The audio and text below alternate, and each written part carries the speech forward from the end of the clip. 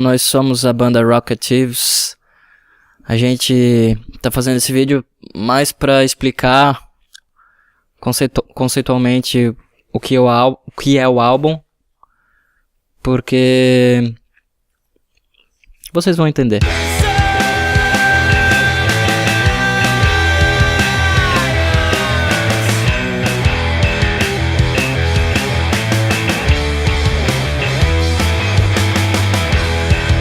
O álbum se chama Enila, é o primeiro álbum que a gente está lançando, e a gente veio com o conceito de querer criar algo além disso, de expandir o universo do álbum, daquilo que a gente quisesse fazer, não simplesmente um álbum como um depósito de várias músicas, mas um álbum como contando alguma história, por exemplo. E a gente começou a formular essa história aos poucos, vendo que a gente tinha, já eram músicas sobre sentimentos até bastante comum, toda pessoa tem.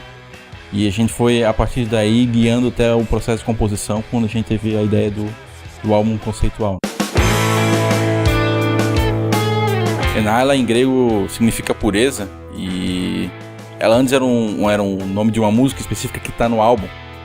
E a pureza em relação ao álbum significa essa ideia que o próprio a personagem tem sobre aquilo que ela quer, que é um ideal de pureza, mas na verdade o álbum ela passa por um deslumbramento e no final por uma decepção. Mas a questão da pureza é essa questão de olhar o objeto que você quer, seja ela uma pessoa ou uma coisa, desconsiderando defeitos que ela tem. É essa meio que ilusão da coisa que você realmente gosta. O álbum em si, a ideia inicial dele seria as músicas serem linkadas. Então, cada música ela tem a sua posição no álbum por um motivo.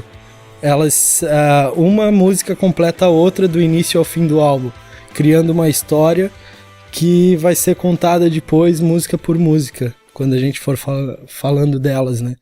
Então, a ideia não era só, como o Guga falou, um depósito de músicas, mas sim uma história inteira contada a partir do álbum.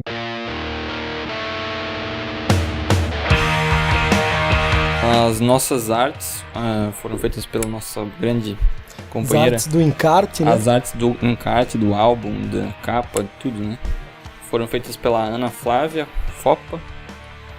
E todas elas foram feitas a partir de uma descrição da música, né?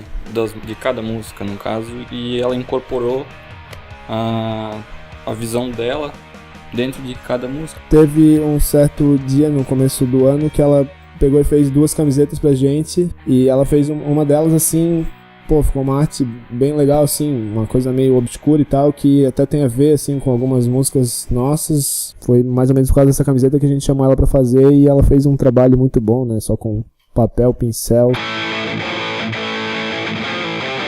Nesse álbum a gente teve a ajuda do produtor Felipe Colense, ele é de Sorocaba.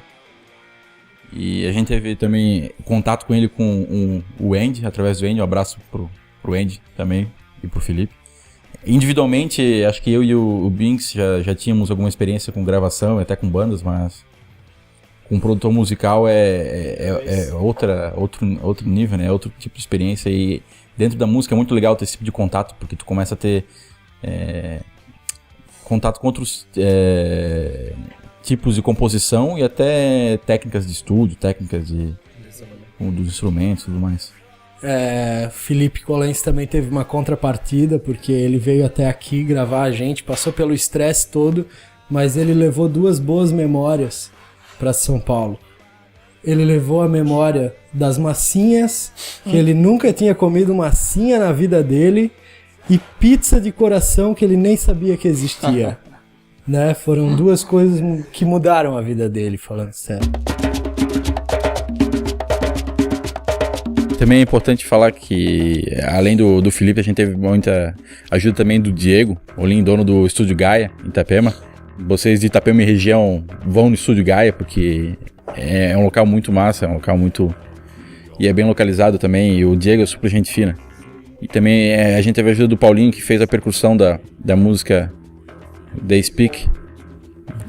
A gente teve a ajuda do Paulinho para gravar os batuques aqui. Até hoje eu não sei exatamente quais são os instrumentos, mas O que importa é que ficou bom, como vocês podem escutar. São vários. Mas um abraço também pro Paulinho, pro Diego, pro Felipe e pro Andy. Ajudaram bastante. E pra Ana Flávia também. Mais importante pro final.